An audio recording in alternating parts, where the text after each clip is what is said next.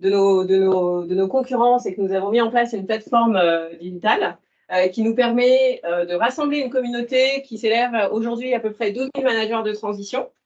Et dans cette dynamique, en fait, nous avons décidé de créer cette matinale. Donc, expérience Iberia des Concis. Comment est née l'idée? Eh bien, nous avons été réunis par le site de réfléchir un service de transition. Pourquoi? Parce qu'effectivement, comme je le disais tout à l'heure, ADEConcis, c'est 12 000 managers de transition et que pour l'instant, nous ne sommes pas encore en capacité de vous proposer 12 000 missions par mois. Et donc, ça viendra, on y travaille. Et que dans cette dynamique, on a voulu proposer un service complémentaire.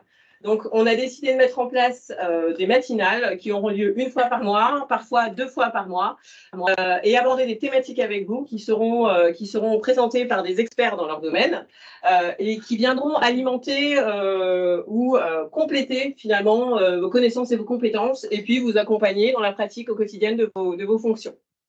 Donc ça, c'est ce qu'on vous propose aujourd'hui. C'est également un moyen pour vous de vous rencontrer, hein, parce qu'on connaît tous la solitude de l'entrepreneur. C'est bien d'être en freelance et de pouvoir exercer au quotidien. Le management de transition, ça vous offre d'autres facilités, certaines facilités, mais on reste quand même le manager de transition qui arrive dans une entreprise, qui n'est pas forcément membre de cette entreprise et qui finalement est un peu seul. Donc on s'est dit que c'était aussi un moyen pour vous de vous rencontrer, de pouvoir échanger, faire un partage de bons procédés, voilà, avoir des conversations et peut-être vous connaître et créer vous-même votre réseau au sein de la communauté ADEConcis Management de Transition. Donc ADEConcis, comme je le disais tout à l'heure, c'est 12 000 managers de Voilà, donc aujourd'hui, pour cette première édition, nous avons demandé à Alain Marty de nous accompagner. Je pense que vous le connaissez, ou que vous avez probablement assisté. Si ce n'est pas le cas, je vous recommande très fortement de le faire, puisque c'est aussi une très belle occasion de faire de belles rencontres, de déguster un très bon dîner dans un endroit qui est toujours très bien choisi. Et puis,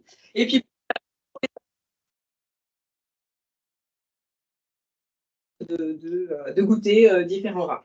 Donc, Alain Marty, très actif, notamment au niveau événementiel, puisque c'est le Rugby Business Club, le Strategy Club, le Cercle Wine Business dont je viens de vous parler. Alain Marty est aussi très présent au niveau des médias. Il a créé des chaînes de radio aussi, avec des invités toujours au cours de ces événements toujours très prestigieux, comme notamment Christine Lagarde, pour ne citer qu'elle.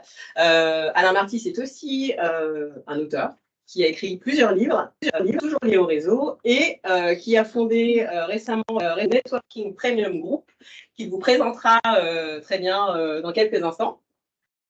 Mais moi, si je peux insister sur le business et vous inviter tous à vous renseigner sur l'événement et puis potentiellement à y participer, parce que je pense que ça peut être aussi un avantage et puis une perspective intéressante pour faire de. Donc, je vais laisser la parole à Monsieur Marty. Et puis, je vous souhaite de passer un très bon moment avec Alain Marty. Merci, Nadia. Bonjour à toutes et à tous. C'est vrai que j'ai plus l'habitude d'interviewer les gens que de parler, mais on va essayer de le faire dans l'autre sens. J'ai plus l'habitude de retrouver les gens à partir de 19 h autour d'un bon verre de vin que d'un café. Mais c'est aussi très convivial. Donc, je m'appelle Alain Marty, j'ai 57 ans et donc je suis entrepreneur depuis très longtemps, investisseur aussi. Et puis, donc, j'ai quelques activités dans les livres. Donc, effectivement, Nadia, j'ai écrit 15 bouquins et notamment 8.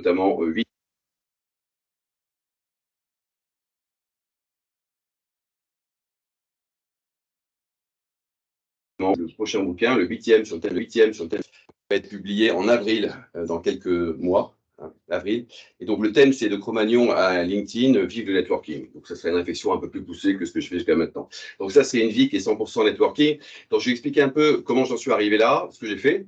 Après, donc il y aura 3-4 thématiques sur les réseaux, et puis avec plaisir pour échanger avec vous sur comment le networking peut vous aider, vous au quotidien, entrepreneur, à trouver du business, à développer, à créer une communauté, à avoir Nadia chaque mois. Enfin, il y a plein d'intérêts, je suppose, quoi. Donc sur l'organisation, donc nous sommes catalans, de sang, donc maman de Barcelone, mon père de Perpignan. On est arrivé en France, en tout cas côté maternel, après la guerre civile espagnole, avec des moments un peu compliqués pour la France, hein, avec les grands-parents qui ont vécu notamment les camps de concentration. Et après, donc, tous ces gens-là ont donné naissance à des enfants. Ma mère qui est devenue docteur en maths et prof de maths, et mon père qui, lui, était au centre de recherche de Total au Havre. Donc, on a quitté le soleil et le temps normand, enfin, catalan plutôt, pour arriver sur les brumes mavraises. Et on s'est régalé en Normandie pendant de nombreuses années. Donc, pas du tout entrepreneur dans l'âme au niveau donc, des parents. Par contre, les grands-parents, eux, oui, sur des choses, ils étaient notamment vignerons, notamment au pied du château de Quirébus, là, à Maury, donc dans une belle région, vous pouvez aussi la Tramontane. Et après, donc, c'est cette période normande, donc je fais une école de commerce qui s'appelle l'IPAC Business School. Donc ça a été une belle aventure aussi. Donc je suis administrateur aujourd'hui. Et donc à la fin, juste à la fin, donc j'ai créé ma première société. Donc j'avais 20 ans et la première boîte, donc c'était une boîte d'export voiture de produits luxe en Chine. Donc j'ai vécu pendant 3 ans entre Paris et Shanghai. Et là l'idée c'était de faire du direct à l'époque en 80. Donc c'était 88, 89, 90. Et donc, les grands du luxe vendaient tous via Hong Kong et j'essayais de faire du direct. Donc, je suis allé démarcher les grandes maisons. Donc, on a eu des accords d'exclusivité avec les parfums Van Cleef, Jourdan, Balmain, Giacomo, Azzaro, Jean Daves, on avait 17 marques. Et ils se sont dit, bon, allez, les petits jeunes, là, on leur donne leur chance. Si ça marche, on les rachète. Si ça ne marche pas, personne ne le saura. Donc, on est parti vendre des parfums aux Chinois. On a complété également les vis avec une marque de champagne qui s'appelle Charles Lafite, avec un cognac Castillon Renault et puis avec une marque de cigare aussi qui s'appelle Pléiade. Donc, on est parti là-bas. Et puis, c'était le début, quelque part, de ma réflexion sur le networking en rencontrant une différente personne qui s'appelle Hirondelle. C'est la fille d'un maire d'une très, très, très, très grande ville chinoise, voilà, qui a été ma compagne pendant quelques temps, et qui m'a présenté les 100 Chinois qui tenaient 1 milliard de personnes.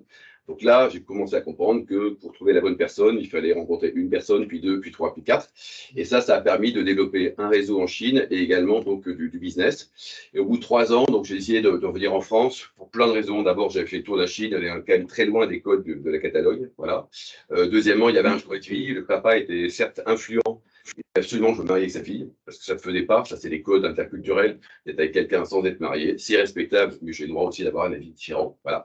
Et donc, quand on est maire d'une grande ville de Shanghai, à l'époque, il y a des gens qui étaient très très influents, il ne fallait pas lui dire non, parce que voilà, c'était une hypocrisie aussi incroyable, parce qu'officiellement, il y avait 2 yuan sur le compte bancaire, alors qu'il avait beaucoup de sous en dollars. Officiellement, il vivait dans quelques mètres carrés, alors qu'il avait des grands châteaux. Bref, donc soit je me barre avec sa fille, soit je me barrais, et je me suis barré. Arrivé en France en 80, retour en France plutôt, en 1991. Et là, comme le vin, ça a toujours été une passion, c'est toujours une passion. Je vous invite à écouter une émission qui s'appelle Invino, qui était sur BFM, qui est sur Sud Radio. Maintenant, tous les samedis à 13h, tous les dimanches à 13h, 2 émissions, 99.9 à Paris. Donc, lancement du wine business. C'était en 1991. Et l'idée, c'était de fédérer sur le thème donc, du vin, de l'économie, de la gastronomie, des dirigeants d'entreprise. Donc ça, c'était l'idée force. Les vins avec des vignerons du monde entier qui viennent planter leurs vins. La gastronomie en étant uniquement dans des beaux restaurants, ça se voit. Et également l'économie avec des personnalités du monde économique qui viennent parler à cœur ouvert. D'ailleurs, ils parlaient assez franchement et librement. Première soirée, notre invité, c'était Serge Dassault. Alors, il est malheureusement plus là, mais c'était une star en 91. Serge Dassault, c'était voilà, un des grands patrons français. Et puis, en vin, on avait un petit vin de comptoir qui s'appelle le Château d'Yquem. Avec une soirée avec Monsieur Dassault. Alors, comment j'avais trouvé Serge Dassault? Parce que, encore une fois, arrivé de Chine, le réseau était inexistant à Paris. Et en fait, c'est un copain catalan qui était son garde du corps. Donc, toujours le réseau. Voilà. Et il était également chef de la sécurité à Corbeil-Essonnes de mémoire. Quoi. Donc, il était venu. Aussi le comte Alexandre de Versalus, donc avant que le château d'Yquem ne soit vendu tant qu'à Monsieur.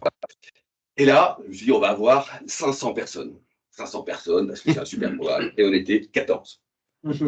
14 parce que du temps, il faut le réseau, ça se construit pas en 5 minutes, parce qu'il faut être crédible, parce que pour plein de bonnes raisons. Donc à la fin de la soirée, donc j'ai failli me suicider, hein, enfin cette première soirée, malgré le château d'Yquem. Et Dassault, très sympa, me dit Alain, c'est super ton truc, ça va marcher. Appel de ma part Jean-Marie Messier, qui n'était pas, j'ai dit, qui n'existait pas à l'époque, hein, c'était la Générale des Eaux, et Jean-Pierre Levat, qui était à l'époque président du Crédit Lyonnais, qui était aussi une personnalité économique. Et les deux sont venus aux soirées du wine, parce qu'on refusait rien, monsieur Dassault, voilà, qui eux-mêmes ont présenté d'autres personnes, et ainsi de suite. Et pareil pour la partie vin, Alexandre de Versalles m'avait dit, bon, t'appelles 3-4 copains, Dominique Bernard du domaine de Chevalier, donc j'ai appelé des gens. Et ça a fonctionné. Et donc après, c'était un échec. Le premier, c'était vraiment un gros échec. Ça a fonctionné en étant un truc génial pendant 3 ans. Pendant 3 ans, tout le monde trouvait ça génial, mais personne n'adhérait. Voilà. Okay, c'est quand même une société. Là. Et au bout de 3 ans, tout le monde a adhéré. Pourquoi? J'en sais rien, mais on faisait la même chose. Hein. À part que là, on était, voilà, tout le monde payait sa cotisation, puis on avait beaucoup de monde, puis on embauchait. Et ça, aujourd'hui, donc ça fait un peu plus de 4 millions d'euros de chiffre d'affaires sur le volume d'affaires généré par le wine business. Il y a 11 salariés qui gèrent l'ensemble des soirées et on est présent dans 9 villes. Hein, donc, on est présent sur Paris avec de 2 à 3 soirées par mois. Donc là, on a 600 personnes par mois à Paris. Et à côté, donc, on est sur Toulouse, sur Bordeaux, sur Tours, sur Nantes, sur Lille, sur Lyon, Marseille. Et on réouvre Nice, Strasbourg et Rennes. Donc, on sera complet là sur la partie française. Donc, ça fait un beau réseau relationnel. Et à chaque fois, donc sur Paris, donc on a donc les soirées, effectivement, la diaspora des références. Donc de 18h à 19h, on a 1 heure de thématique de conférence. On en a fait une d'ailleurs avec Adequancy, avec Anthony Baron, qui était vraiment très bien sur le management de transition, sur, voilà, sur les ressources humaines au sens large également et les expertises. Après, donc 18h, 19h. Ensuite, 19h, 20h, on goûte des vins. Et puis ensuite, après, on a quelques personnalités comme effectivement Christine Lagarde, Patrick Pouyanné. Enfin, on a plein d'invités qui sont venus nous voir depuis 1991. Et donc les adhérents, donc c'est 100% des entreprises qui acquittent une modeste cotisation de 4 700 ou de 13 900 euros hors taxe. C'est comme ça qu'on fait nos 4 millions par rapport au wine. Et là, on a un développement international avec un club qui existe depuis 10 ans à Luxembourg, qui se réunit au cercle Munster, très chic. Et donc là, on va créer donc d'autres partenariats avec d'autres clubs. L'idée étant d'être présent dans 50 villes du monde avec des clubs du Düsseldorf et réciproquement.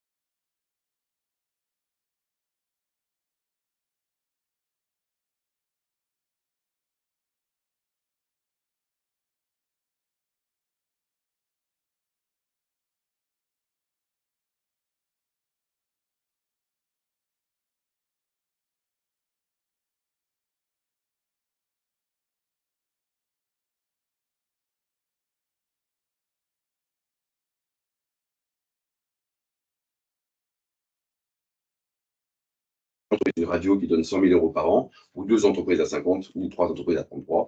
Et donc, les sponsors sont co-animateurs avec mes journalistes, et ça permet donc d'avoir un réseau relationnel fort quand on est en B2B pour rencontrer soit des DAF, soit des DSI, soit pas dans la supply chain.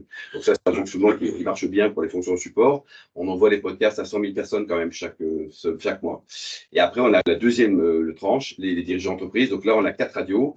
On a PME Radio pour les dirigeants de PME. ETI Radio, qui marche très fort pour les dirigeants de ETI, et puis CEO Radio pour les grands groupes et les startups, et puis B2Business Radio, qui très modestement est mon petit concurrent de BFM Business, avec chaque mois 40 chroniqueurs qui s'appellent Luc Ferry, Patrick Artus, Jean-Marc Sylvestre, Sally Gulani, Corinne Lepage, voilà, quelques signatures plutôt sympas. Donc ça, c'est pour la partie média et qui va se développer. Donc, on a tout mis en anglais, hein, CPO Radio, HRD Radio et compagnie. Donc, on va essayer d'avoir une aisance au niveau mondial sur les radios en B2B. Et au total, donc, c'est une base de données de 200 000 noms pour la partie média. Certains se recoupent avec le web, mais pas beaucoup. Donc là, on est plutôt sur des grandes sociétés. Voilà. Donc ça, c'est ça. Et puis, le troisième métier auquel Nadia faisait référence, c'est effectivement la partie donc ressources humaines, avec le lancement il y a quelques mois du Networking Premium Group, qui elle a fait une petite levée de 700 000 euros auprès de 7 entrepreneurs à 100 000 euros chacun, dont certains sont particulièrement connus. Et donc, on a 3 métiers. Alors, le premier métier, on s'occupe de recruter des board members pour notre cible, c'est les startups, les PME, les ETI. Voilà. Donc, on recrute. Alors, pour le moment, c'est très tendance, la jambe féminine, tant mieux. Mais il y a aussi les garçons, d'accord. Et donc, on a trois missions, trois missions en ce moment de recrutement de 4 board members pour des PME, une société cotée, deux autres qui sont pas cotées. Donc, voilà. Donc là, on travaille sur notre réseau, on travaille sur tous les gens qu'on rencontre aussi pour proposer, soit on crée carrément des conseils pour des boîtes qui n'ont pas forcément l'obligation légale, soit alors on recrute la bonne personne en tenant compte voilà, du dirigeant, de sa personnalité, son objectif, ce qu'il veut faire, notamment le côté international ou pas. Deuxième métier, on fait de la formation en networking. Donc là, on est en e-learning sur du networking interne, c'est le réseautage interne. Networking externe, c'est comment je fais du business à ce réseau. Ou international, c'est quoi localement les codes du networking quand je suis muté à Varsovie ou à Tokyo, parce que voilà, ça ne marche pas pareil que chez nous. Et on a pour l'instant un client, donc c'est le début, donc c'est une grande banque française sur 2023 et 2024. On forme 7000 collaborateurs au networking interne, donc le réseautage interne. Qu'est-ce que ça apporte d'être copain quand on est au guichet avec quelqu'un qui est au commercial, au juridique, autre chose. Voilà, quels sont les bénéfices. Donc, donc il y a 14 vidéos, comment je crée un réseau, comment je l'entretiens, pas mal de choses qu'on va voir ensemble. Voilà, ça. Et puis, le troisième métier du Networking Premium Group, donc c'est la partie outplacement qui est assez originale. Donc, en fait, nous, on a une formule d'outplacement qui s'appelle le Networking Business Package. On s'adresse uniquement aux membres des COMEX qui sont en transition. Donc, ces gens-là, ils vont voir un sachant qui leur explique que pour rebondir, il faut travailler son réseau. Et là, il y a 9 personnes sur 10 qui sont dans les COMEX, qui sont les DAF, les patrons de la strat, les DG et compagnie, qui n'ont pas de réseau. Ils n'ont pas de réseau parce que quand on n'a pas le temps de s'occuper de son réseau. Ils ont vaguement ceux des anciens de leur école, s'ils les ont cultivés, mais ils sont un peu tout nus. Et nous, on a tout nus. Et nous, on a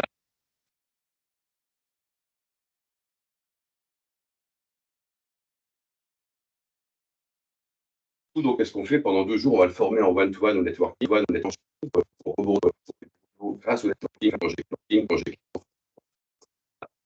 Et en un an, donc 150 événements réseau, accès aux 3 soirées mensuelles du wine avec le dîner à Paris. Ils ont accès à tous les petits déjeuners interalliés, tous les rendez-vous des French Founders. Donc, on a mis en place un système avec 150 événements en petit déjeuner, en déjeuner, en after work et en dîner. Ils avaient réseauté. Et en plus, on leur met donc un coach en networking qui les suit tous les 15 jours, qui les appelle en disant Coco, qu'est-ce que tu as fait depuis 15 jours? Est-ce que tu es allé au wine? Est-ce que tu as rappelé Nadia que tu as rencontré à l'hôtel Normandie? Voilà. Donc, on leur suit et on les aide à construire leur réseau relationnel post-licenciement. Donc, c'est une démarche qui est un peu originale. Et puis après, pour qu'ils existent, ces gens, on leur conseille fortement d'avoir une activité pro bono, donc de travailler gratuitement pour des assos, des fondations, des startups, en disant voilà, il y a ce monsieur ou cette dame qui était là, par exemple, de Veolia, il est en transition. Est-ce que toi, Fondation de France, tu veux qu'il vienne t'aider gratuitement 2 jours par semaine ou une semaine par mois pour t'aider sur les projets?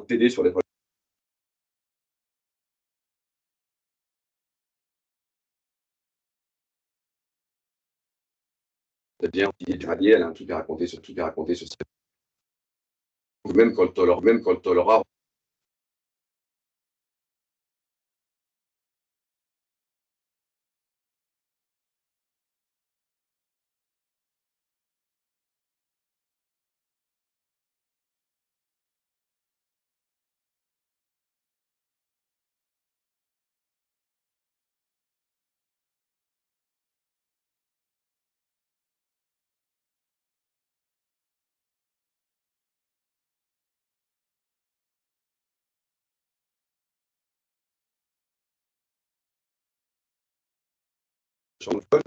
quel que soit, on va dire, le niveau des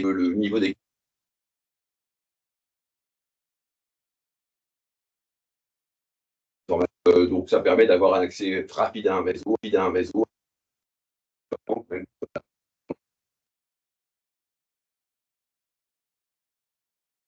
lié à la réflexion. Donc, c'est par exemple. Puis troisième, on est en France, un chocolat. Donc ça, c'est vrai que c'est compliqué, mais si on peut avoir ça dans ce parc dès le départ, les 3 axes de réseau, ça permet d'avoir une première approche qui est intéressante. Il ne faut pas non plus être dans tous les clubs, parce que dans ce cas-là,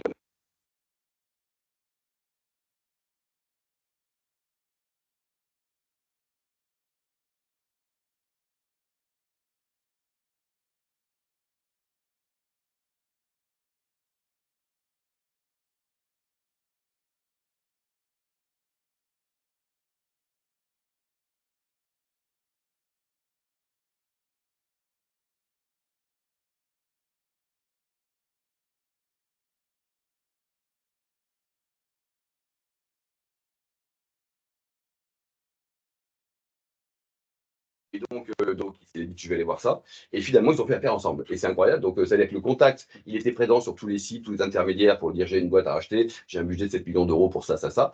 Et ça a été fait grâce au réseau de la maman, le cours de catéchisme. Donc, ça veut dire que ce premier réseau, il existe. C'est pas celui qui marche le mieux, mais la preuve, ça peut également fonctionner. Le deuxième niveau de réseau, c'est la partie connaissance. Donc, on a tous des connaissances dans l'entreprise avec des clients, avec des fournisseurs, des collègues. Donc, ça, c'est des gens qui vous connaissent. Donc, il y a déjà une certaine intimité qui a été créée, qui peuvent, pourquoi pas, vous recommander, hein, si ça en a envie, et sur lesquels on peut poser des questions assez librement. Le troisième réseau, c'est le niveau des contacts des contacts. Donc là, c'est un peu diffus, c'est un peu confus, mais il existe aussi. Et ces gens-là, donc il faut les entretenir, et c'est là où on a potentiellement, donc une émancipation potentielle du réseau, en tout cas un agrandissement du réseau le plus important. C'est le niveau numéro 3. Et le quatrième réseau, alors ça, c'est l'inconnu. On ne sait pas quand on va rencontrer Nadia. Voilà, on la rencontre. Donc, c'est des gens qu'on va rencontrer dans 5 minutes et qu'on ne connaît pas. Et ça s'appelle des contacts aléatoires. Et ils peuvent être parfois extrêmement bénéfiques. Moi, je me souviens un souvenir parce qu'à l'époque, donc, on avait organisé une belle opération en Lorraine, hein, avec des montgolfières. Et puis, il y avait un petit stand d'un maire d'une petite commune qui s'appelle Delme. Alors, personne ne connaît Delme, sauf si on est loin, et encore, il faut trouver ça. Donc, c'est équidistant Metz-Nancy, 25 km, 25 km. Et donc, lui avait son petit stand, et il avait il y avait une synagogue qui était désaffectée dans son petit village, mais village de genre 200 habitants. Hein. Et donc, il voulait le transformer en centre d'art contemporain. Et il avait pris un petit stand pour faire connaître, essayer de trouver des sponsors, des entreprises, machin. Et comme je passais devant chez lui 20 fois par jour, donc à un moment donné, on a pris un verre ensemble, Mirabel, bon. Et après, on a sympathisé. Je lui ai dit, écoute, je vais t'inviter à une soirée du wine pour faire un peu la promotion de ton art, de ton centre d'art contemporain. Il est venu à Paris. Voilà. Lui, il était à la fois maire du village, prof de français, prof de sport, c'est tout. Hein. Il n'était pas à la boucherie, mais pas loin. Et il présente son projet. Et là, il tombe sur quelqu'un dans la salle qui s'appelle Yves, enfin, voilà, qui est journaliste au Figaro, qui est le rédacteur en chef de la partie Figaro Art de Ville, qui s'occupe notamment des expositions et de l'art contemporain, le hasard complet. Et donc, ils discutent et ils se rendent compte qu'ils sont nés le même jour, le même mois et la même année. Donc, ils deviennent de fait les meilleurs copains du monde. Et quand il y a eu l'inauguration de ce centre d'art contemporain à Delme, encore une fois, tout petit village, hein, donc il y avait 2 pages dans le Figaro à l'époque, c'était en disant The Place to Be, Delme et compagnie. Donc, un truc génial et disproportionné qu'il n'aurait jamais rencontré et personne ne savait qu'il allait rencontrer cette personne en rentrant. Donc, ça, c'est le quatrième niveau. À pas négliger, ça veut dire aussi qu'il ne faut pas hésiter à aller vers les gens, discuter, et puis voilà, s'il n'y a pas d'intérêt, on passe à autre chose. Mais par contre, il faut aller vers les gens, quoi. Ça, c'est l'identité professionnelle. Alors, l'identité professionnelle, c'est être capable de se présenter et, si possible, d'être sexy. Voilà. C'est-à-dire que, et avoir donc un délai, c'est-à-dire que se dire qui je suis, comment je le précise, sans se surévaluer. Vous n'êtes pas James Bond, hein, personne, ni Superman, ni se sous-évaluer non plus. Voilà. Donc, être dans le juste milieu, mais quand même en donnant envie. Voilà. Donc, ça, c'est vraiment très important. Sachant qu'il faut mettre en avant en peu de temps sur son parcours, ses compétences, si c'est important les valeurs. Cette identité professionnelle, elle évolue, hein, donc chaque année ou tous les 3 mois, on peut la réviser, donc au moins une fois par an, parce qu'on a fait des nouvelles choses, on a de nouvelles choses à raconter. Et puis, il y a cette opération également de la réputation. La réputation, c'est quand même super important. On a tous voilà, des positifs, des négatives. Dans une vie professionnelle, à partir du moment où on est client, où on affirme des positions, il y a des gens qui vous aiment, il y a des gens qui vous détestent. Voilà, c'est comme ça. Ainsi va la vie. Et sur les réputations, par exemple, moi j'avais interviewé au Wine il y a quelques années Steve Ballmer, qui était le patron de Microsoft Monde, qui était notre invité. Bon, c'était ma première interview en anglais, hein, bon, catalan, tout ça. Et puis Ballmer, c'était un truc extraordinaire. Donc le matin, il était à Moscou, à 11 h, il était à Milan pour signer un accord. Après, il passait donc au Wine à Paris, et après, il avait un dîner à Londres. C'est quand même des super marathoniens, quoi. Donc on arrive, on discute, et il me dit, bon Alain, j'ai 29 minutes, enfin j'ai 30 minutes pour l'interview, après je pars. Donc, sous-entendu, les Français n'ont pas forcément la réputation d'être dans le bon timing, donc il faut le faire à l'américaine. Très bien. Et donc, moi aussi, je suis un maniaque des horaires. Voilà. Donc, on a fait l'interview et elle a duré 20h59. Et là, il était épaté, ce monsieur, qu'un Français puisse faire ça. Merci pour les Français d'ailleurs. Et après, donc, il explique qu'il ne peut pas rester à la soirée du wine parce qu'il adore la France, le vin français, mais qu'il est fatigué. Et en fait, donc, il avait un mototaxi en bas, il se barrait à Londres pour dîner, quoi. Et donc, là, chaque année, il m'appelait Monsieur French Timing. Voilà, dans son esprit, c'est ça. Donc là, c'était plutôt positif comme appréciation. Enfin, positif. Voilà, en tout cas, c'est ce qu'il avait retenu. C'était que j'étais quelqu'un qui respectait le timing. Bon, c'est mieux que rien, quoi. En tout cas, ça s'appelle une réputation. Là, c'était sur un exemple. Et il y a aussi la partie e-réputation que vous connaissez tous, sur attention à ce qu'on raconte sur la toile, en positif ou en négatif. Ça peut aller aussi très vite dans un sens ou dans l'autre. Hein. Détruire, c'est vraiment facile, même avec des fake news, quoi. Alors, la communication aussi, quand on est dans une logique de networking, de rencontre avec les gens, il y a la communication qui est non verbale. Donc, la communication non verbale, on a notamment la posture, comment on se tient, on est debout, on est assis, on est comme ça. Est-ce qu'on regarde les gens dans les yeux? Est-ce qu'on ne les regarde pas dans les yeux? Oui, il faut regarder dans les yeux, on s'intéresse à quelqu'un. Il faut être dédié à la personne. Alors, ça, les hommes politiques le font très bien. Ça, ils vous regardent, vous êtes la personne la plus importante, notamment le président Macron, là. Quand il vous regarde, il vous dit, mais c'est mon meilleur pote. Hein. Voilà, il faut qu'on soit le meilleur pote de tout le monde. Donc, on regarde les gens et les regards fuyants, c'est juste insupportable. Évidemment, quand on est en train de discuter avec quelqu'un, on ne s'occupe pas de regarder son texto, c'est autre chose. Donc, on est dédié à une personne. Hein. On a le temps de faire son truc après. Hein. Les tics corporels, donc voilà, il y en a 50 milliards, on a tous des tics. Évitez, parce qu'autrement, si quelqu'un met sa main dans les cheveux 20 fois en vous parlant, on se demande s'il n'a pas un problème. Voilà. Les mains aussi, qu'est-ce que c'est? Est-ce qu'on est latin, on n'est pas latin, on les bouge, on ne les bouge pas? Et puis après, il y a des choses sur, voilà, on est symétrique, on n'est pas. Oui, alors c'est vrai que les regardant les gens. Donc après, ça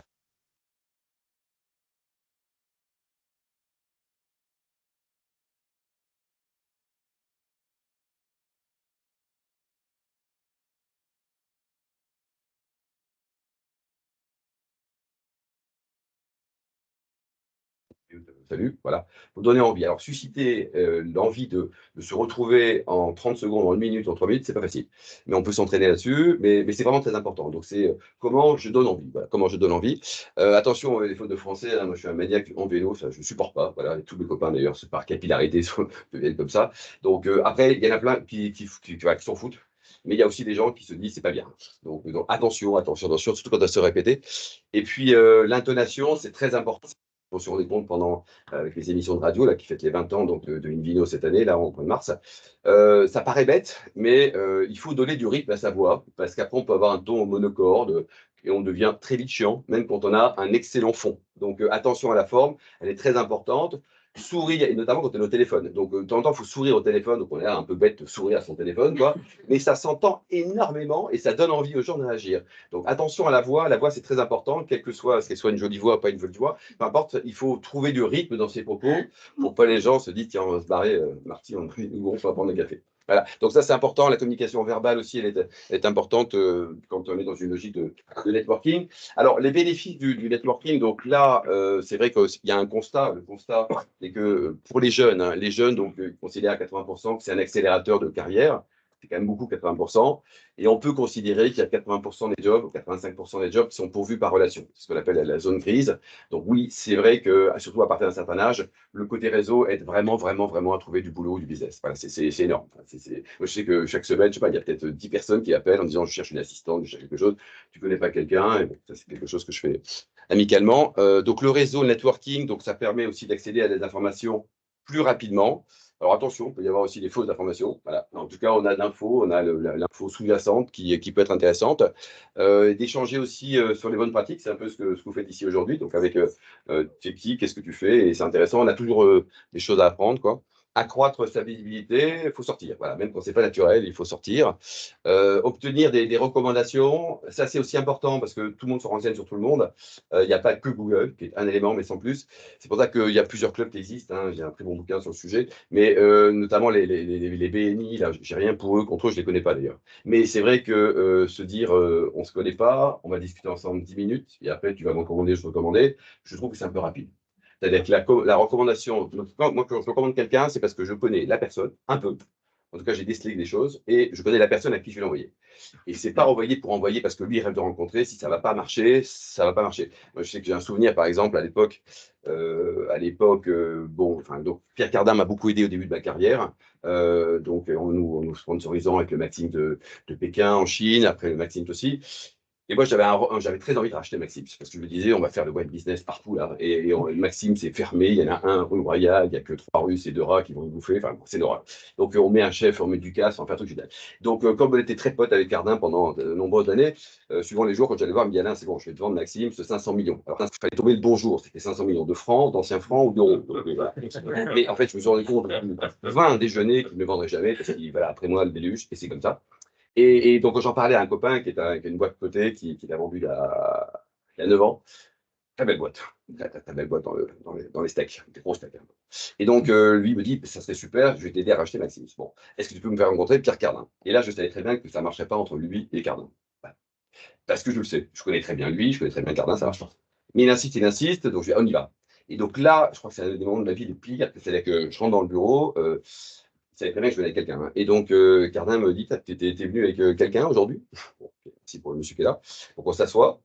Et il lui dit, bah, écoutez, voilà, il y a Alain qui a ce projet de racheter Maxims. Si vous voulez vendeur, moi je suis prêt à le financer, parce que voilà, peu importe que ce soit en francs, en anciens francs, en euros. Parce que vous savez, j'ai débuté ma carrière comme commis chez Maxims avant de devenir entrepreneur, tout ça. Et je vois mon Cardin que je connais par cœur, qui le regarde, sans le regarder, et qui le regarde, il fait, mais est-ce que vous croyez, monsieur, que je vais vendre mon groupe à un ancien commis? Et j'ai eu la honte de ma vie, j'étais sous la paupière. Donc Pierre se lève, file une vieille boîte de chocolat McLean périmé à mon copain, en disant voilà, merci, c'est cadeau pour vous, puis il ouvre la porte. C'est le summum de l'humiliation. Enfin, si j'avais oublié ça, je pense que je pas oublié. Et donc, voilà, donc ça veut dire que, sans aller jusqu'à des extrêmes comme ça, est-ce que ça peut matcher ou pas? Alors, on se trompe, heureusement qu'on se trompe, hein. Mais 9 fois sur 10, quand on a un peu d'expérience, on sait que, voilà, notamment là, pour le recrutement des board members, connaissant bien les présidents, il y a des gens que je ne présenterai pas parce que ça ne marchera pas. Voilà, peu importe. Donc ça, c'est aussi important.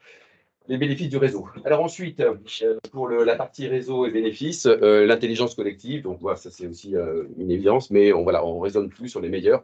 Ça c'est le côté rugby aussi. Donc à plusieurs, on avance plus vite et puis on essaie de s'augmenter. Les clubs et cercles. Donc les clubs et cercles, donc il y en a beaucoup, hein, plus de 45 000 en France. Donc voilà. Et tous ces clubs et cercles sont concurrents pour au moins 2 raisons. La première raison, c'est ça prend du temps. Quand on intègre un réseau ou un club, il faut y aller. Voilà. Et deuxièmement, ça coûte des sous. Voilà. Donc, le temps est compté, les sous aussi. Donc bien choisir son réseau, qu'est-ce que j'attends sachant que l'ouverture d'esprit est pas mal aussi. Hein. Donc, il ne faut pas non plus avoir un truc que mercantile. Et encore une fois, rappelez-vous les 4 niveaux de contact. Hein. On peut avoir des contacts intéressants, niveau 1 ou niveau 4. Hein. Il n'y en a aucun qui est rédhibitoire. Donc, vous pouvez trouver dans mes bouquins, mais c'est vrai qu'il y a tous les clubs à l'anglaise hein, qui fonctionnent pas mal avec la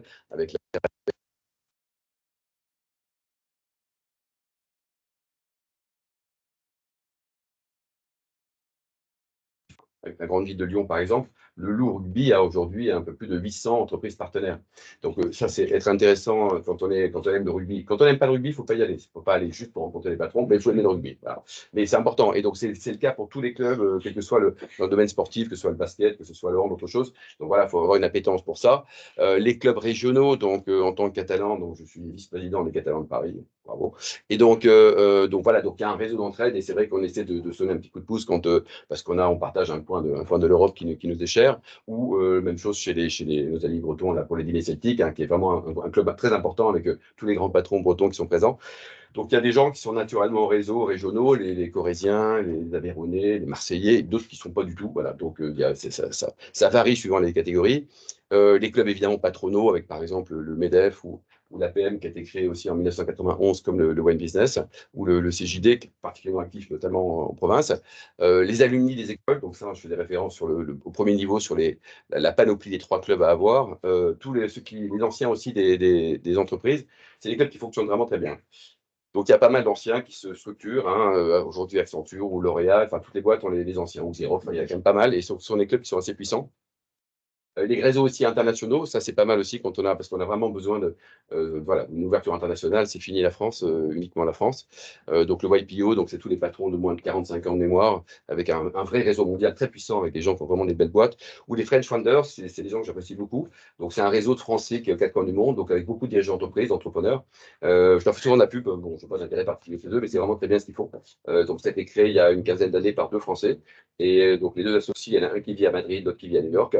Et c'est vraiment très bien ce qu'ils font. Donc voilà, donc on a le regard des Français entrepreneurs. Ils font beaucoup de choses pour aider l'entrepreneuriat et l'implantation de Français hors de nos frontières.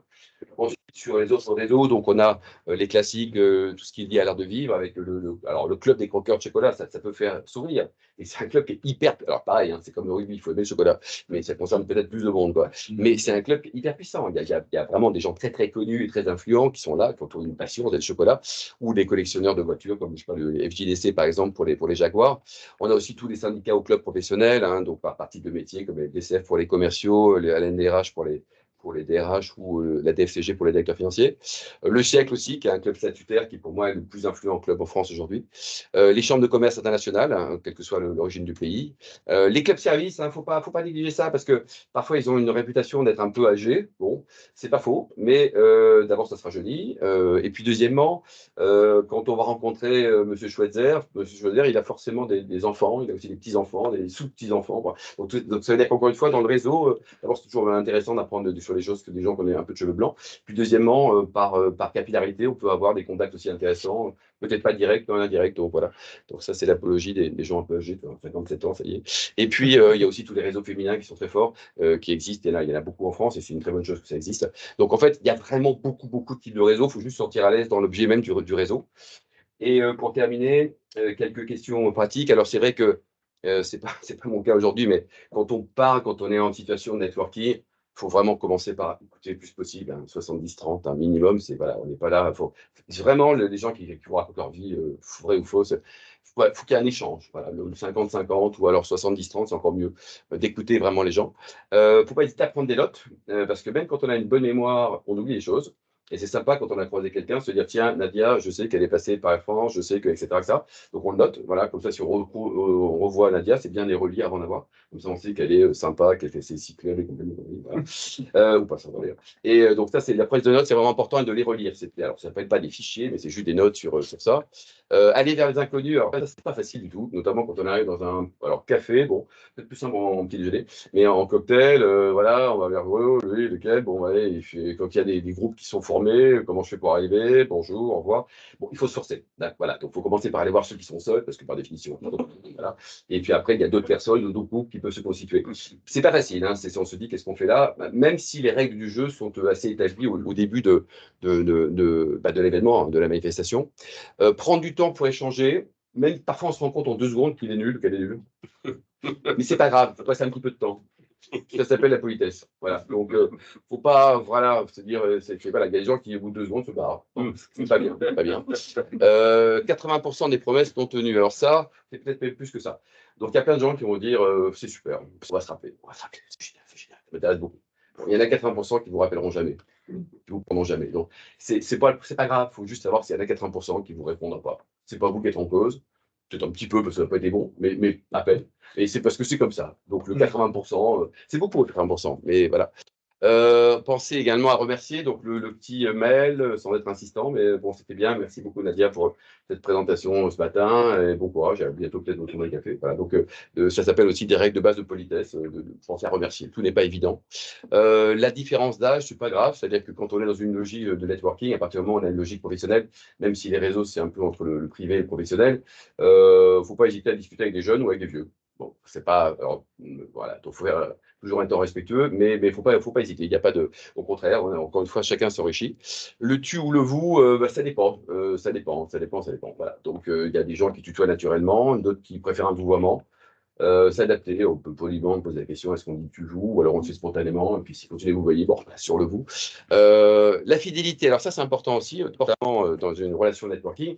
C'est vrai que donc le One Business c'était en 91, en 93, 2 ans après, j'ai quelques adhérents qui ont eu des soucis. Des soucis, c'était des dirigeants salariés qui ont été licenciés, voilà, ou des dirigeants entrepreneurs qui ont été en dépôt de bilan. Bon. Et à ce moment-là, donc j'ai décidé de les garder 3 ans gratuitement au club. Voilà. Ça, c'est pas un truc pour du marketing que je dis quand les gens adhèrent, mais c'est quand ils le subissent malheureusement. Donc, je les appelle en disant un petit souci. Donc, tu pourras continuer à venir aux soirées du club comme avant. Le seul truc, c'est que c'est gratuit. Voilà. Et quand tu viens, tu dis pas que tu es chômeur, tu dis que tu es consultant. Voilà. Donc, et après, je m'embauche. Voilà. Et ils reçoivent les programmes. Et il se trouve qu'il y a 80% des gens qui s'en souviennent. Parce que quand on est en haut d'affiche, quand on est décideur, quand on est dirigeant, tout le monde vous aime. Il n'y a aucun problème. Pardon. Non, non, Ouais.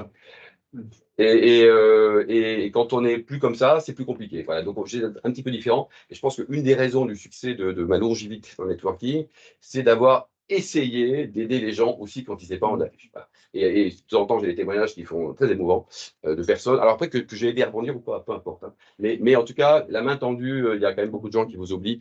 Enfin, j'ai 50 milliards d'exemples. Hein. Trigano, l'ancien patron du Club Med, quand il a été démis de ses fonctions de mémoire, c'était en 97.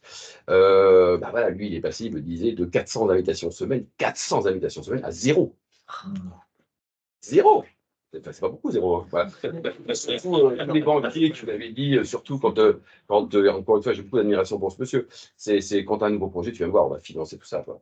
Quand il a lancé Mama Shelter, tous les banquiers, rien contre les banquiers. Ah, on n'est pas là, on n'est pas là, on n'est pas là, on n'est pas là, puis il y en a un qui est limite. Donc, voilà, donc, faut juste savoir que ça va arriver. C'est tout. Ça fait du bien, quoi.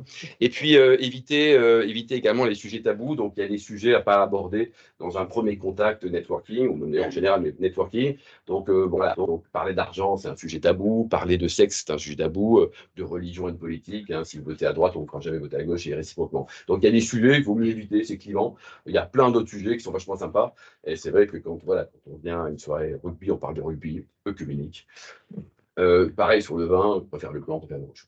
Voilà. Donc ça, c'est quelques conseils pratiques sur, je pense que c'était tout, sur la présentation, sur une vie réseau avec beaucoup de choses qui sont empiriques. Hein, voilà. Et donc, je suis à votre disposition si vous avez. Non, alors, ma seule observation, c'était réseau, c'est souvent pour obtenir, mais au fait, pour bien l'engager aussi, parfois, c'est de donner d'abord et de voir après.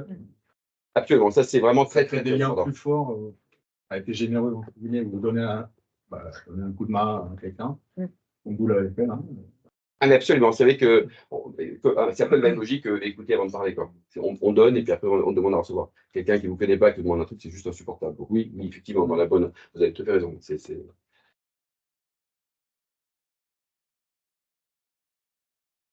Ah, la question, c'était de dire il vaut mieux commencer par donner avant de demander quelque chose à recevoir. Voilà. Et effectivement, sur la méthode, oui, on peut, voilà, un peu de ça. Il y a des règles de base, je ne sais pas si c'est de la politesse ou du savoir-vivre, c'est un petit peu des deux. Mais oui, on peut obtenir beaucoup de choses, mais et puis quand on demande une fois, quoi. Enfin, c'est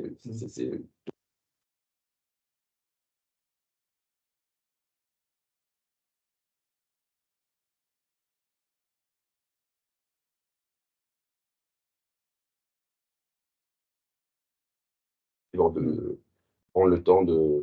Voilà. Moi, j'avais une question, Alain, Oui. si tu permets. Donc, en fait, l'événement est aussi retransmis en ligne via Teams, comme tu disais. Et une personne qui nous suit me demande s'il est possible d'avoir un exemple de pitch de présentation. De se présenter. Oui, ah ben, moi, je ne connais pas sa vie, mais c'est vrai que. Une trame à suivre qui rendrait la présentation sexy. La trame, c'est. Alors, qu'est-ce qu'on attend? Est-ce qu'on cherche à développer du business? Est-ce qu'on cherche à trouver un job? D'abord, c'est organiser son identité professionnelle en fonction de l'objectif. Voilà, donc, qu'est-ce qu'on cherche?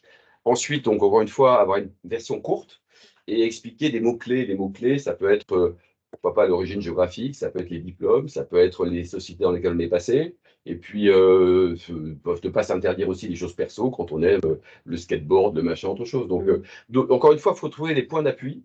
Mais ça dépend ce qu'on cherche. C'est-à-dire que si on cherche un job, on se dit voilà, je suis directeur financier, je veux devenir directeur financier. Donc c'est bien de savoir qu'il a été directeur financier dans une PME, puis une boîte familiale, puis une boîte cotée qui n'était pas familiale, et qu'il a vécu les fonds d'investissement. Et tout ça, on peut le dire en une minute en parlant un peu plus doucement que ce que je suis en train de faire. Mais en tout cas, ça donne, encore une fois, ça donne envie en te disant tiens, c'est pas mal. Après, c'est vrai que si on sait qui la personne, si la personne recrute, par exemple, je sais pas, dans l'agroalimentaire, le fait de dire qu'on est passé chez Bongrain, c'est plutôt une bonne chose. Quoi. Donc, il faut dire aux gens ce qu'ils attendent. Quoi. Mais encore une fois, sans mentir. C'est-à-dire que si on n'a rien à dire, on n'a rien à dire. Voilà, c'est comme ça. Mais la présentation synthétique en une minute, et ça, alors pareil, il faut se tester. On se teste sur des proches, puis après, on se teste sur des gens qui ne sont pas proches. Et lui dire, est-ce que tu as compris ce que tu étais? Et puis, est-ce que je t'emmène me voir? Voilà. Et il faut faut avoir beaucoup d'humilité, hein, se dire, parce que on a tous des parcours riches, quoi. Mais le parcours confiture avec 3 milliards d'informations, on ne retient rien. Donc, faut vraiment être très synthétique. Et c'est pour ça que c'est bien d'essayer de faire parler la personne qui est en face de vous un petit peu avant, pour comprendre des choses et puis lui donner des points d'accroche personnels en fonction de ce qu'elle attend. C'est mieux, parce qu'autrement, on part un peu à l'inconnu. Donc, mais en tout cas, s'entraîner sur un speech, la version 1 minute, c'est la plus compliquée. Hein. Être sexy en 1 minute quand on a 3 tonnes de trucs à raconter, c'est pas facile. Hein. Ouais. Est-ce que vous auriez des questions? N'hésitez pas. Hein. Est-ce que vous préférez un café? Est-ce qu'on aura les slides? Oui, c'est prévu. Tout à fait. Merci. Voilà. Droit réservé, bien sûr, monsieur. Oui, monsieur, au fond? Donc là, il y a le networking rencontre Philippe, très bien, on rencontre des gens, etc. Et après, il y a comment on garde au mieux en fonction ce réseau hors rencontre Philippe. Alors, Bonne question aussi. Après, sur l'entretien d'un réseau, parce que c'est un peu ça votre question, donc il y a l'entretien immédiat, si je puis dire, c'est-à-dire une fois qu'on a pris notre café ensemble, le petit mot de remerciement en disant salut, c'était bien, j'ai bien noté que blablabla. Bon, voilà. Après, il y a des périodes classiques, hein, le mois de janvier. Alors là-dessus, je suis très, très old school, mais le moment des vœux est important. Voilà. Donc, bannissez tout ce qui est petit machin avec des pop-up partout. Là, ça, c'est ridicule. Voilà. Et n'hésitez pas à prendre un truc qui s'appelle stylo, avec un bout de papier, pour mettre un petit mot personnalisé. Et franchement, ça marche très bien, parce qu'on reçoit de moins en moins de courriers. Donc, la petite carte sympa en disant chère Nadia, tous mes voeux, bonne année, j'espère que tu es heureuse avec Anthony Baron, qui est un patron formidable chez Alexandrie. Et puis, si tu as un problème, dis-le-moi. Donc, c'est important. Donc, oui, il y a l'entretien des vœux chaque année au mois de janvier. Après, si on peut avoir une petite note sur la journée anniversaire, la Saint-Michel, machin, tout ça, pourquoi pas? C'est des plus, quoi. Mais en tout cas, il y a du temps à passer pour entretenir le réseau. À minima, c'est une fois par an. Et si on peut faire 2 points de contact par an, c'est pas mal aussi, quoi. Il y a aussi l'évolution de carrière des gens. Donc, il y a ceux qui partent également, ils sont partis à la retraite, hein, ils sont partis en fait, et ceux qui. Donc là, il y a pas mal de bases de données pour suivre l'évolution de telle ou telle personne. Et c'est pas mal quand il y a un changement d'envoyer un petit mot de remerciement en disant, en fait, félicitations plutôt. Super, j'ai vu qu'avec quitté fort, tu es rentré chez Volvo, donc voilà, bon courage avec les Chinois. Enfin bon, non, mais trouvez. Non, mais en tout cas, suivre l'évolution de carrière des personnes qui sont dans votre portefeuille relationnel. Et alors après, il y a aussi l'histoire de LinkedIn, les amis, les faux amis. Et bon, nous, on a une agence, donc voilà, donc aujourd'hui, j'ai 8500 copains depuis peu de temps. Bon, ça me sert pas à grand-chose, je pense, hein. Mais bon, il faut le faire. Et voilà. Alors peut-être que ça va me servir un jour, mais je ne sais pas à quoi. Donc oui, il y a aussi le réseautage, on va dire, en digital. Voilà, c'est incontournable, on ne peut pas ne pas être sur LinkedIn, c'est ce que nous dit notre agence en tout cas. Mais je pense qu'ils ont raison en plus, hein. Mais donc voilà, donc après, ça c'est limite, parce qu'à la limite, c'est quelqu'un sur qui on a cliqué, on n'a jamais échangé, on n'a rien. Bon, voilà, vaguement, on est un peu mieux qu'un inconnu, mais enfin, on n'est pas beaucoup, on n'est pas très loin d'un inconnu non plus, quoi. Donc l'entretien du réseau, c'est très important. Voilà. Donc, et puis le petit mail régulier, ça permet aussi de voir que l'adresse n'est plus bonne, donc prendre un petit peu de temps pour se dire qu'est-ce qu'il est devenu, ou voilà, et rechercher un peu la vie des gens, quoi. Donc c'est important, effectivement, c'est un sujet très important. Alors, moi, je suis étonné que vous disiez que la carte de vœux, ça fonctionne encore. Parce que j'ai testé, entre guillemets, LinkedIn et carte de vœux. Et je trouve que les gens, ils prennent juste les 10 secondes pour vous répondre par LinkedIn. Et entre guillemets, du coup, on a plus capacité à réengager une discussion. Je ne sais pas, sur 200, 300 cartes de vœux, je crois que j'en ai eu 3, 5. Bon. Et quelques mails. En tout cas, le message personnalisé. Et je suppose que quand vous êtes sur LinkedIn, vous dites chère Nadia, bonne année, machin. C'est pas juste cher tous. Non. Individuel à chaque fois. Voilà, si c'est individuel, voilà. C'est le côté, encore une fois, papier, c'est parce qu'encore une fois, on n'en reçoit plus beaucoup, donc ça marque. Mais le côté individuel, on écrit à une personne. Et c'est pas à tout un réseau comme on reçoit les tonnes de textos ou de mails. Donc le côté, voilà, le côté s'intéresse à la personne précisément. Donc, LinkedIn peut être un excellent moyen, moins mail, en disant cher Nadia. Mais en tout cas, quelque chose de vraiment personnalisé, ça prend beaucoup plus de temps, mais ça a un vrai impact. Le reste n'a pas d'impact. Oui, allez-y, Madame Bouffon.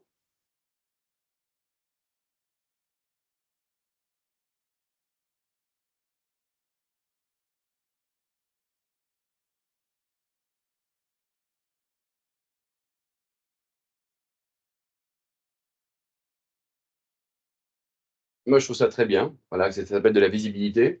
C'est de l'expertise aussi, hein, donc c'est très bien. Toutes les prises de parole sont bonnes, qu'on cherche à exister ou qu'on cherche un business, qu'on cherche un job. Donc, c'est un formidable réseau professionnel. Donc, quand on a la possibilité de le faire, il faut le faire et ça va créer des discussions sur une thématique, encore une fois, professionnelle. Donc, oui, c'est un super outil. C'est un super outil.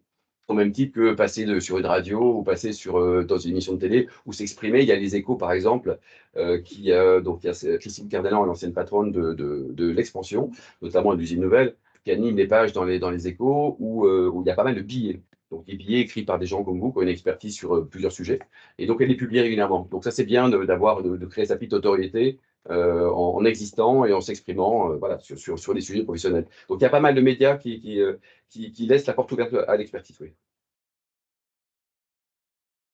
D'autres questions?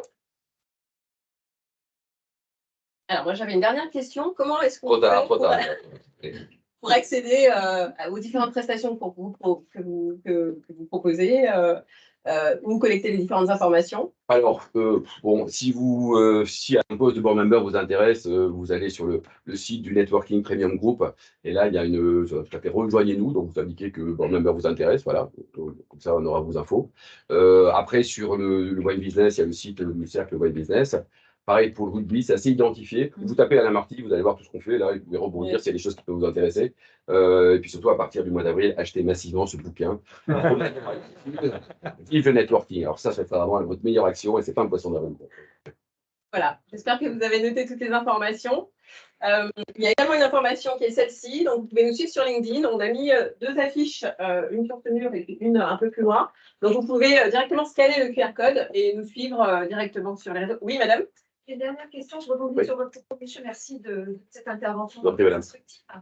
À propos du QR code, est-ce que vous pensez, vous, aujourd'hui, quand on est dans un événement quelconque, de dire mes coordonnées et de présenter un QR code? Vous êtes favorable à ça? Est-ce que vous trouvez que on se s'introduire en disant je laisse ma carte? Je sais que c'est plus l'actualité, pas la carte de vœux. Non, mais c'est incontournable, voilà. C'est pas ce que je fais, mais il faut le faire. Voilà. Ouais, le QR code, voilà. Donc on a de nouveaux modes de communication, ou alors LinkedIn. Mais oui, c'est vrai que le QR code, c'est bien. Je sais pas qu'il y a des cartes de visite, mais on en prend de moins en moins. Il y a des problématiques écologiques et compagnie. Bon, ok, oui, c'est vrai. Donc là, on a des solutions merveilleuses. Oui. Faut évoluer, voilà. Même si c'est pas naturel. Ouais. Finalement, ce qu'il faut retenir, c'est que au-delà de l'expérience, l'expertise et la connaissance en fait pratique opérationnelle de différents métiers, être visible, c'est tout aussi important.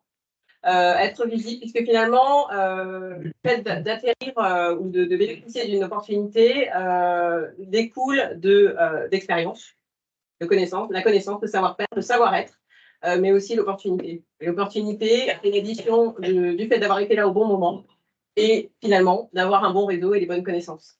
Donc, il ne faut pas négliger l'importance du networking. Ça découle aussi d'un savoir-faire, le networking, un savoir-faire, un savoir-être, comme vient de nous l'expliquer Alain Marty. Donc, ne surtout pas sous-estimer. À l'heure où, sur les réseaux sociaux, il est important d'être présent, on a un outil comme LinkedIn, finalement, c'est la même chose, c'est du networking, c'est de la visibilité et c'est avoir l'accès à des personnes qu'on ne connaît pas forcément. Donc, c'est une addition d'audace. Tout à l'heure, madame, vous faisiez référence au fait de publier des articles sur LinkedIn. Si on le retranscrit en fait dans la vie réelle, c'est diffuser un article, c'est aussi aller au-devant d'une personne qu'on ne connaît pas pour se présenter et puis potentiellement de cet échange peut décoller une opportunité. Donc il ne faut pas, il faut oser. Comme disait Alain Marty tout à l'heure, il faut oser et ne pas sous-estimer l'importance du networking. Donc c'était important pour nous de commencer ces sessions matinales par cette intervention, puisque finalement c'est un outil transverse en fait qui sert un peu à tout le monde, quelle que soit votre profession. Donc on va continuer dans la lancée de ces matinales. On en aura une seconde le mois prochain, dont la thématique sera la gestion de la crise. Donc ça, c'est aussi un sujet assez transverse qui peut vous concerner tous. Je crois que ce sera le 7 mars, c'est bien ça? Donc le 7 mars, au même endroit. Donc vous êtes tous bienvenus. N'hésitez pas à nous suivre sur les réseaux. N'hésitez pas à suivre Alain Marty aussi sur LinkedIn. J'ai une question. Est-ce que ces événements sont enregistrés? Parce que si on ne peut pas, par exemple, assister à d'autres moments, est-ce qu'on pourrait les regarder en replay et juste entendre les éléments Alors, ça, ce sera fait dans un second temps. Oui, vas-y. En fait, donc chaque conférence est organisée en format hybride. Donc, en fait, là, il y a un live qui s'est réalisé. Ce live-là est envoyé après en replay à toutes les personnes qui se sont inscrites à l'événement. Donc, nous, on vous invite fortement, si en tout cas vous souhaitez avoir ces informations-là, à vous inscrire aux prochaines. Même si vous ne pouvez pas vous rendre sur place lors de ces matinales, on vous enverra les replays ainsi que les présentations systématiquement. Alors, n'hésitez pas aussi à nous partager vos impressions sur les matinales et surtout, si vous avez des sujets que vous souhaitez voir abordés par des experts du domaine, n'hésitez pas aussi à nous les partager et puis on fera en sorte que ça puisse arriver. Voilà. Merci. Merci.